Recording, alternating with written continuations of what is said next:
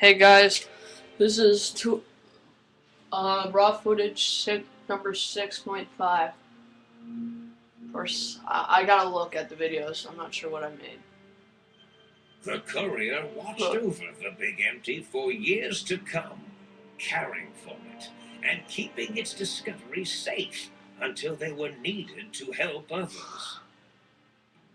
Which had always been Big Mountain's purpose. Past the laboratories and science, it had always been intended as a place to build the future of all mankind. Although, truth be told, the courier had barely explored the crater in an attempt to rush through and be done with the whole thing. Perhaps that was for the best, however. Curiosity, while sometimes rewarded for its efforts, often proves to be equally dangerous. Dr. Mobius continued his research undisturbed in the Forbidden Zone. As much as he had attempted to create better scorpions, he tried the same with humanity, with considerably less success. These failures didn't bother him overmuch. Once the rush of mentats wore off, he forgot he had failed in any event. After all, the bright young mind who had come to visit him in the Forbidden Zone had already exceeded his expectations. The sink was strangely silent, which it had never been in previous years. The lack of personality modules made the base lifeless and sterile. As the courier ran through the X8 facility multiple times, the computers analyzed the test subject's movements.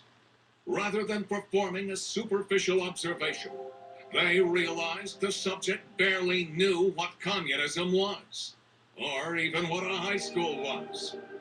This confused them for a time, until the facility finally realized that its research had succeeded.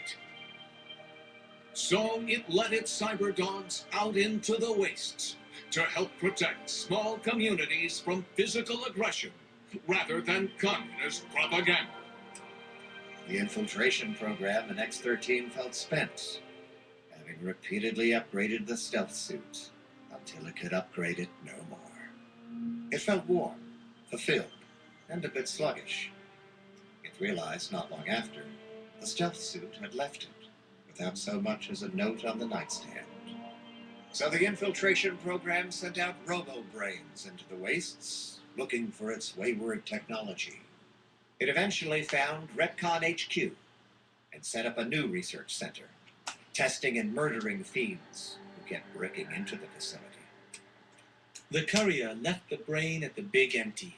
A strange thing to say, but it was the truth. Brains are less important than they may seem. When the courier's body finally passed, the brain was saddened. It kept on, remembering the vessel that had once contained it. Even at the end, when it started to fail, however, the brain resisted going into a floating chassis like the think tank. It never said why. Perhaps it was out of respect for the courier's body.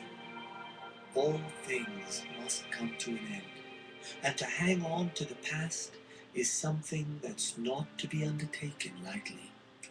Dr. Klein and the think tank remained alive, unaware of the world outside.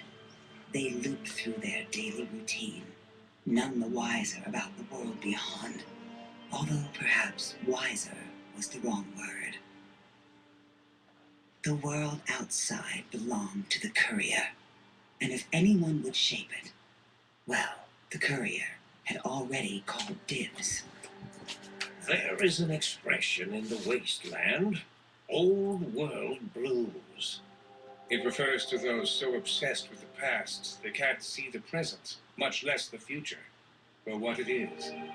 They stare into the what was, eyes like pilot lights, guttering and spent, as the realities of their world continue on around them. Science is a long, steady progression into the future. It may seem a sudden event, often isn't felt for years, and centuries.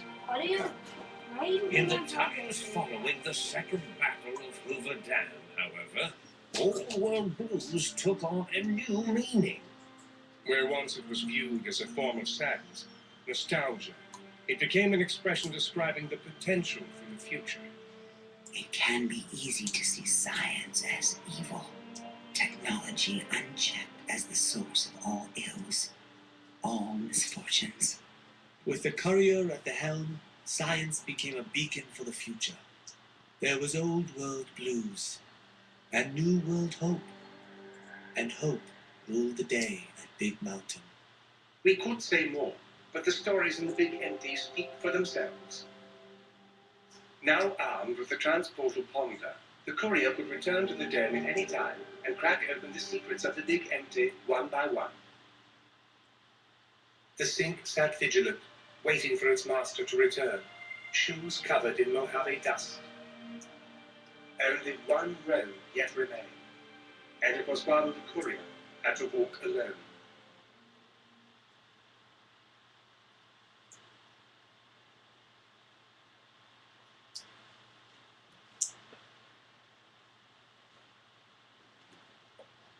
Oh, there you go, guys.